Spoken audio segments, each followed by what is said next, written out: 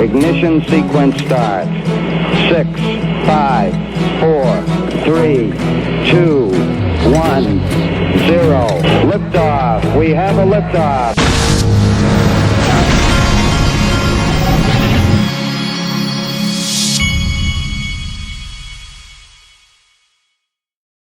This is the digital asset investor, and I wanted to, by the way, I do have cinnamon in my coffee, but I wanted to, this is something that caught my attention this morning on Twitter, and I'll give this guy credit, XRP open source at XRP_elite. That's an XRP community member. You can go follow him.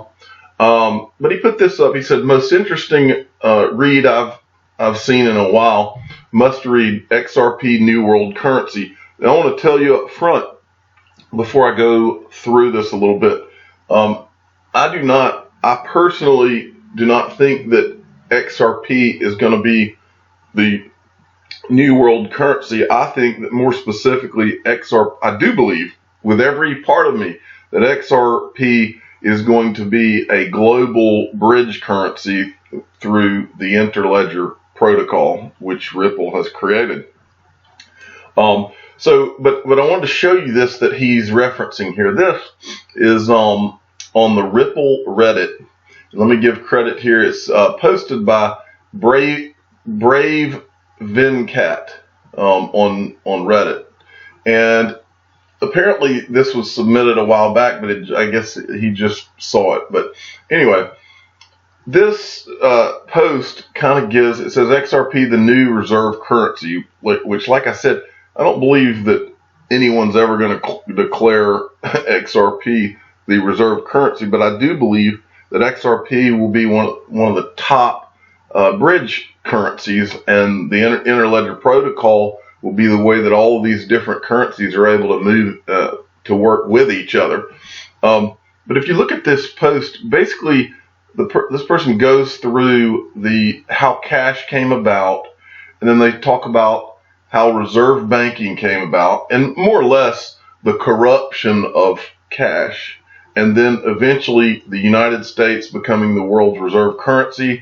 And basically what is outlined here is the U.S. becoming the reserve currency and initially being backed by gold, then Nixon getting rid of the gold standard, and the United States abusing their status as the world's reserve currency, which is just fact. I mean, that's a fact. But what they're going through is how things have come about, how SWIFT came about with the help of Saudi Arabia, and how how oil would be sold it could only be sold in U.S. dollars. That's how the United States worked it out, and over time, the countries and I don't blame them, and you shouldn't blame them. Many of the countries around the world started getting pissed, and they're like, we need to get rid of the U.S. dollar as the reserve currency. And as things have gone more and more global, the internet came about, and now we have digital assets. And they talk about all of these different financial crises and the war on terror and how that ties in, and then how China has been watching all this, and they are trying to figure out how to get around the U.S. dollar. They declared the petro yuan. This would mean that oil could be purchased in yuan, which was supported by Russia, Iran, and Saudi Arabia. You have and then they go on to talk about how Bitcoin came out in 2008, and then Then the problem became that Bitcoin could not scale or live up to expectation to be today's currency, and it is pathetically slow, high cost of transaction, and nearing 51% problem as most of the miners are from China. And then they come to XRP, and this particular person is theorizing that XRP could very well be the new world currency. Well, I believe it'll be somewhere there in the mix, but I don't believe it's ever going to be declared the actual world currency. But what's interesting is if you look at the events that are going on today, when you read through that post, and then you look at events that are going on today like this is actually this weekend. The SWIFT system is to disconnect some Iranian banks this weekend. Well, SWIFT may be able to do that, and they may be able to do that through the U.S.'s influence. But I'm here to tell you, just read through this. The world is, and the truth is, I am from the United States, but the United States has lost the world's faith in the U.S. being the world currency, and that's the United States' own fault. And the central banks of the world, they've all over time lost the faith. The faith is going to be brought back because of digital assets, the new asset class. It's going to be brought back.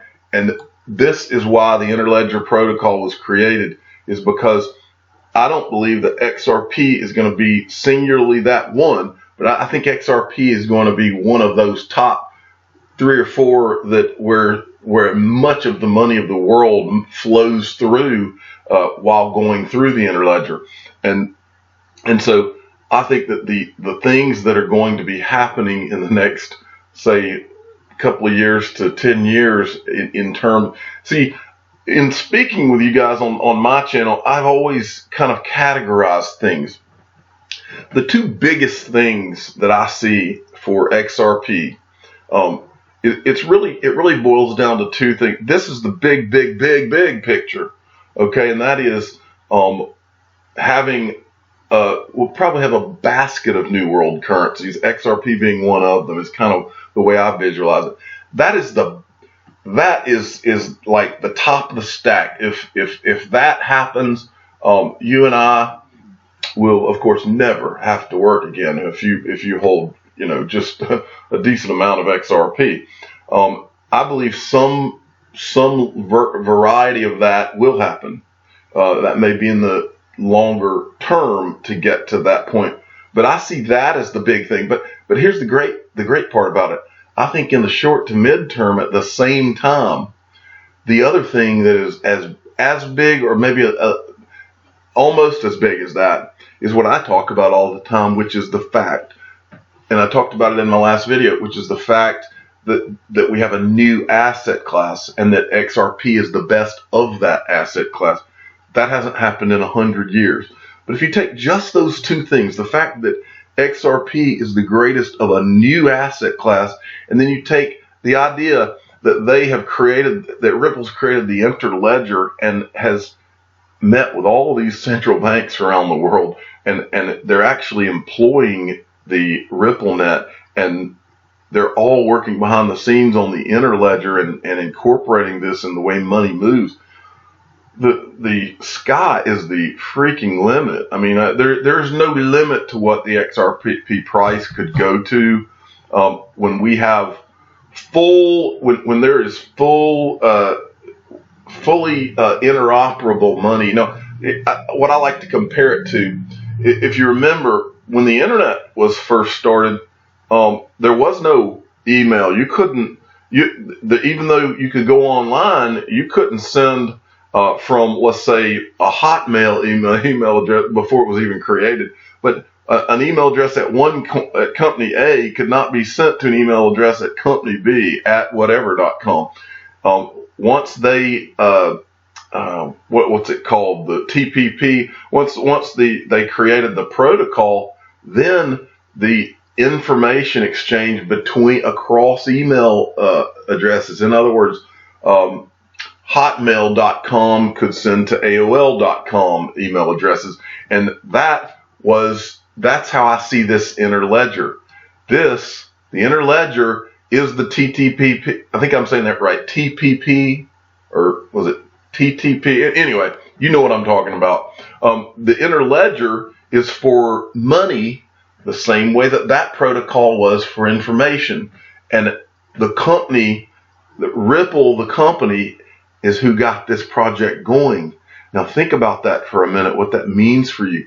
The company who is all in on XRP, you own XRP, and imagine what it would have been like if you were able to invest in the company, or they didn't have digital currencies around .coms, but imagine what it would have been like to be able to have an investment that represented the success of email becoming interoperable across platforms like that.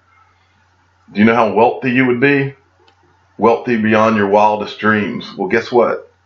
You're an XRP holder, and you have this is the opportunity of 2 lifetimes, opportunity of the last century, whatever you want to call it. I'm the digital asset investor. I'm not an investment advisor. This is for entertainment purposes only. Please subscribe and hit the like button. And if you haven't gotten your Ledger NOS, the special edition, the Bitcoin white paper edition, that's the one that they've got for the great Christmas present this year. You can go in the description of all of my videos and get yourself one. Tell your friends and family that the digital asset investor said that Ripple XRP will be a global bridge currency. Thanks for listening.